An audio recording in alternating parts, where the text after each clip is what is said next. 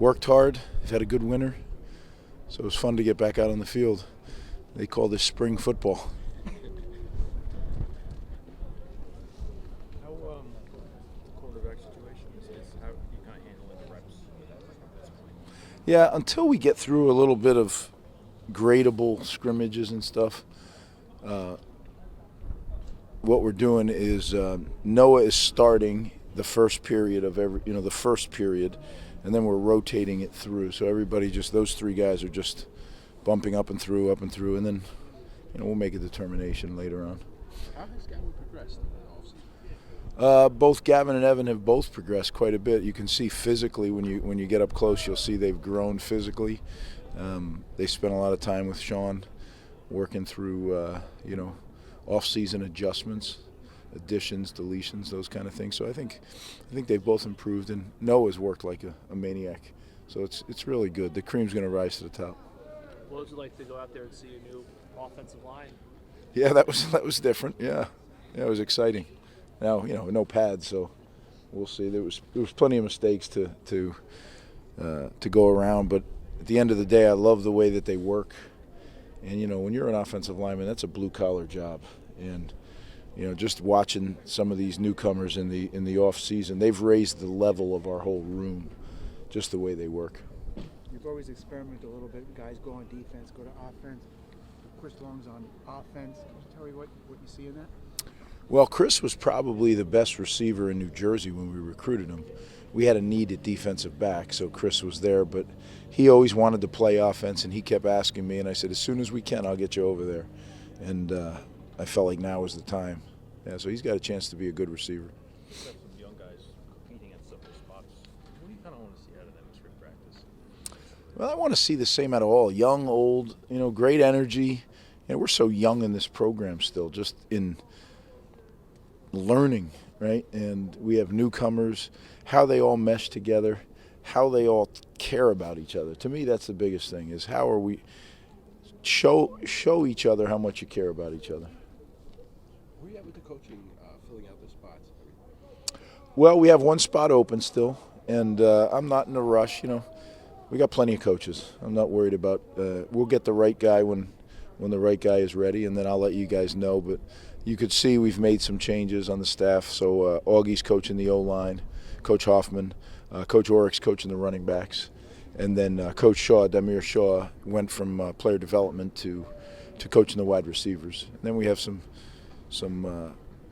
obviously some movement on the defense, that quite a bit actually. So it's exciting. You have new guys, new thoughts, new ideas. I enjoyed watching everybody work. I've seen them obviously in the off-season program, but it's fun to get out there on the field and watch them work. Is the one open a D-backs coach? It doesn't have to, that's where everybody wants to make it a one-for-one. I don't do things that way. I think coaches can coach, and you just find the best person that fits our program, and then we'll adjust the staff accordingly.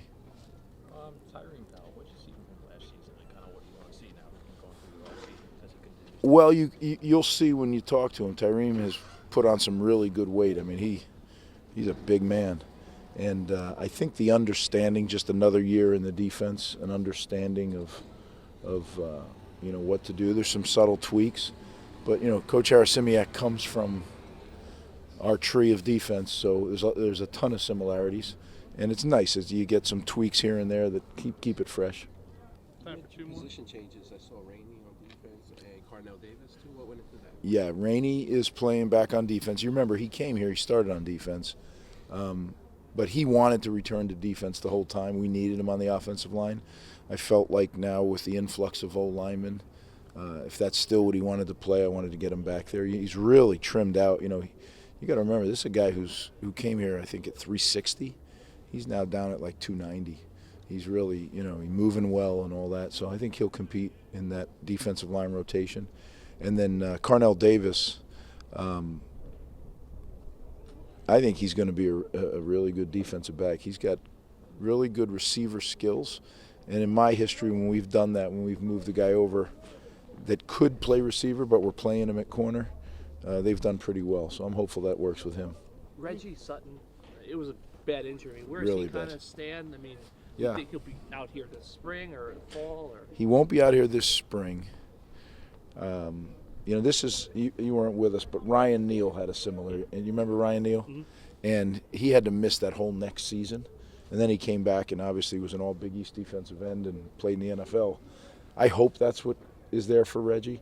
I'm not putting a timeline on him because it was, as you said, a really serious injury. What I can tell you is I've seen very few kids work as hard as he has since that injury. That was Michigan week, if you remember, right?